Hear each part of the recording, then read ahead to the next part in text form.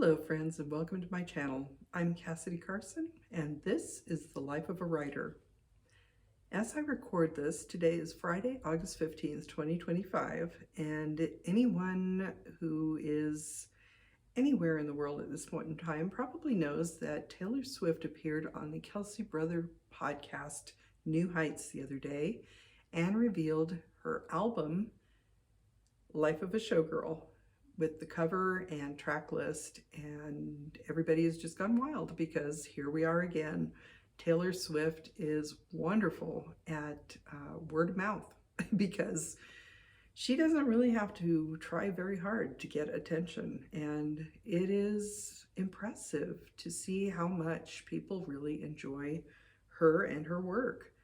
I am not a Swiftie myself, but I am a casual fan. I have followed along with all the social media about the Eras tour.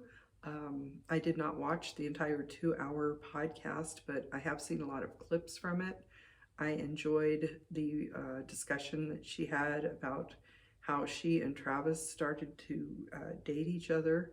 That was actually a pretty funny story. I enjoyed seeing how close they seem to be. They look like a very sweet couple. And I also enjoyed how supportive he seems to be of her. So it seems that there are a lot of nice people involved in doing things that they enjoy, and they are reaping the benefits of that. Now, I don't know any of them personally, so I don't know for sure whether or not that they have problematic things in their past, but at this point in time, they seem to be nice people and they seem to do good things. So I have to congratulate them for that. But the reason I bring this up, since I'm really not a Swiftie, is the fact that I am fascinated by Taylor Swift's business sense, because she obviously knows what she's doing. And I looked a little bit into her background because, like I said, I'm casual. I have enjoyed some of her songs over the years, and I haven't really followed her as much as a true fan would, doing those deep dives into everything about her life. I did have that period of time when I was a teenager where I was absolutely obsessed with recording artist, and that's a story for another time. But at this point in time, I'm more of a casual fan of most artists. I don't know if I've become jaded as I've aged or what is going on. I do have a very long-standing, happy relationship with my husband, so maybe I don't need the same kind of, I don't know, connection to a favored artist than I did back when I was younger, and I felt like I didn't really have anybody to connect to. Anyway, all that being said, Taylor Swift's business sense is really fascinating, and the fact that she is as popular as she is, and she has been popular for some time now, but she wasn't always Taylor Swift. She wasn't always the big name that she is now. So how did she get started? Well, she was a kid who loved music. She would sing, I guess, karaoke, covering other people's songs, and she would burn CDs and hand them down to her friends at school when she was growing up in Pennsylvania before she moved to Nashville. So that was in her earlier childhood, really before she hit her teens. And I believe they moved to Nashville when she was about 14. But she was obviously onto something at that point, because back in 2002, she was still pretty young. Let's see, she was born in 89, so she's about 11 or 12. She created a website, and I did find that website saved on the Internet Archive. So here is the web page from 2002 for Taylor Swift before she was Taylor Swift. Now, as you can see, the some of the links are broken because it's so old. It was a very simple website, and it over the years has evolved into this website, which much more professionally done, which was probably created by members of her team, showing her beautiful album cover for Life of a Showgirl. And it is quite the transition from 2002 Taylor Swift to 2025 Taylor Swift. Now, if you think about that, 2002 doesn't seem that long ago to most of us, at least if you're my age. But that was 23 years ago. That was quite a while, almost a quarter of a century. And she has been working consistently since then to get to the point that she's reached now. So she was basically discovered in 2004 and made an arrangement which I think was not in her best interests at the time. So she ended up not owning her masters, and that became a huge deal. And she began re-releasing her own music at some point so that she would have control of it, because the masters that she had originally put out were owned by the record company that she signed with. And that happens to many artists. I'm sure both musicians and writers have at some time maybe made a deal with someone that was not in their best interest just because they were trying to get their foot in the door. So the fact that Taylor Swift was able to get her masters back after so many years is a great achievement for her, and I applaud her for that, because as someone who has created my own intellectual property, I know how painful it can be when you find that someone is profiting off of your hard work without providing you proper compensation, or maybe even proper support, or much of anything really. So it is a huge deal when you're creating your own intellectual property to have other people profiting off that without really compensating you. So the fact that she managed to do that is great. But that was back in 2004. She was very young, and as I said, she probably made the deal so that she could get her foot in the door, and we can see that that paid off for her. So 20 years later, the Eras tour happened, and she's at that point had sold 200 million records worldwide. For the Eras tour, she did 149 shows over 21 countries, and the ticket sales amounted to $2 billion. She's also won 14 Grammys. So she's really put in the time and effort to get to where she is, and the amount of stamina that she had during the Eras tour to be able to perform those shows night after night with all the costume changes and the dancing and the singing for hours on end. And then she would go into the studio and record the tracks for Life of a Showgirl. That is a commitment, and I think that is something to be admired. I don't know if it's something that we should aspire to, because unless you are physically fit, I mean, if you are an older author like myself, I could never hope to have that much stamina in my day to do that much work, because even when I was more prolific writing, back when my kids were small, I didn't have as much energy as Taylor Swift does. So it is something to admire, but maybe not to aspire to. She has really come a long way from where she started, and I think that is something that we should remember, and something that we should take comfort from if we are just starting out. Now, it's funny to hear someone like myself say that, because I am 62 years old.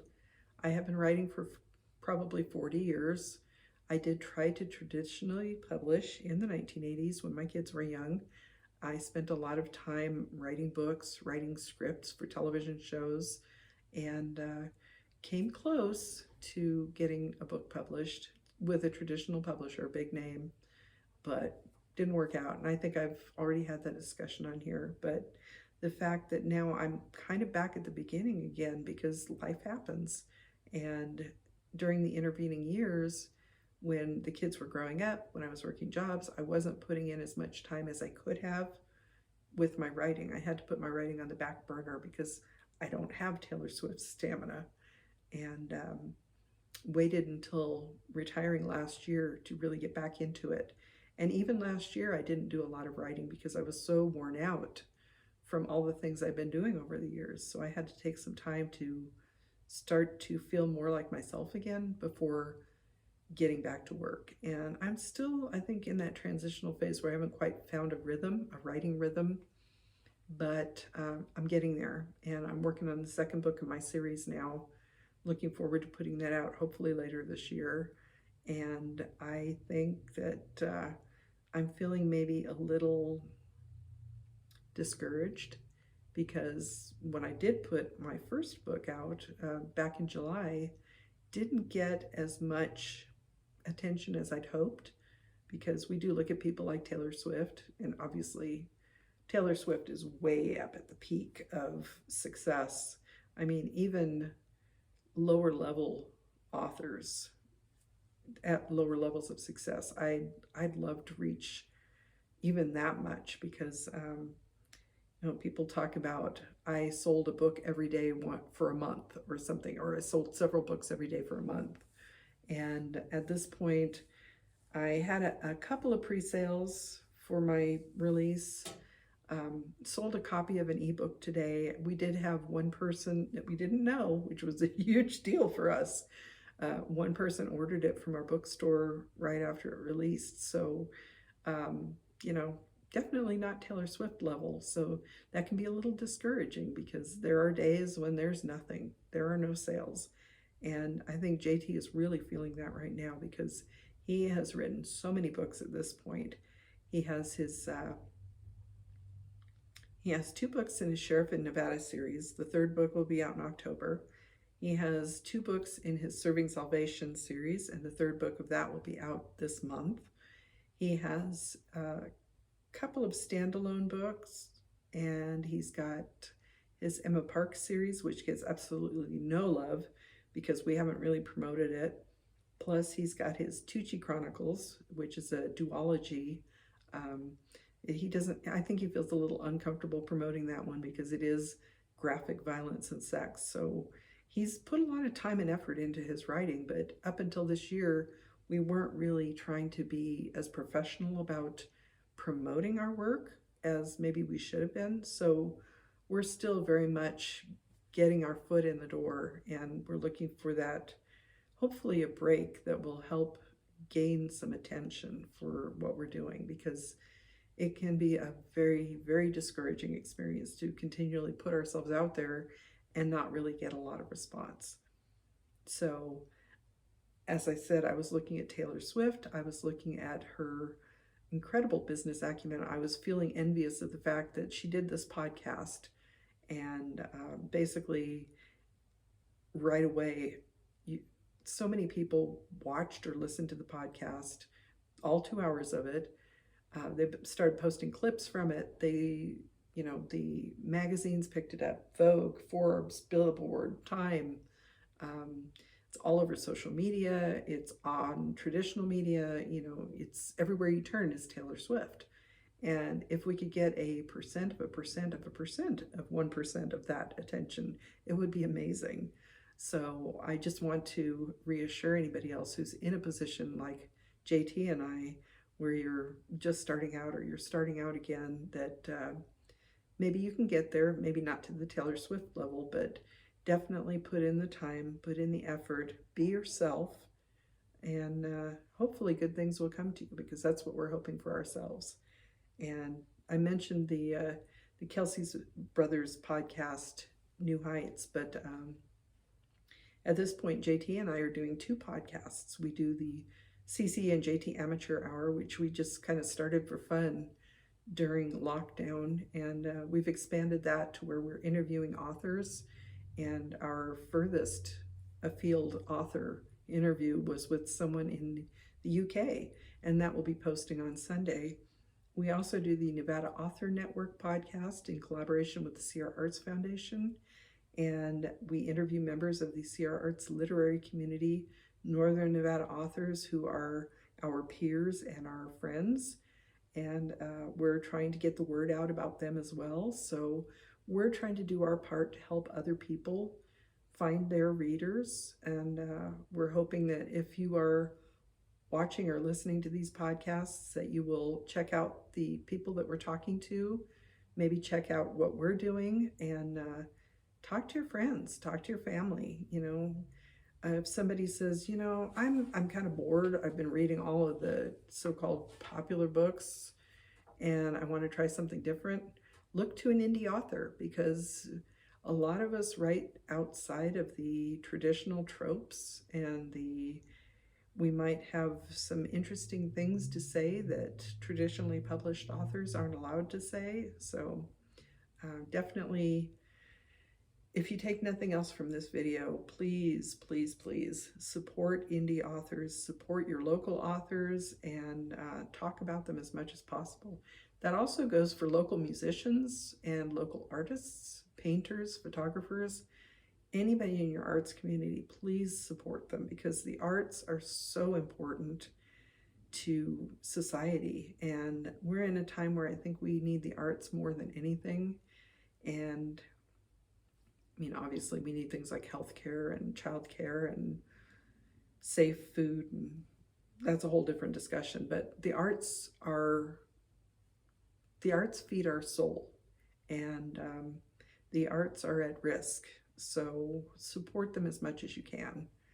Even if you can't buy someone's book, go to your local library and request it. If you can't buy someone's book online, repost something that they post.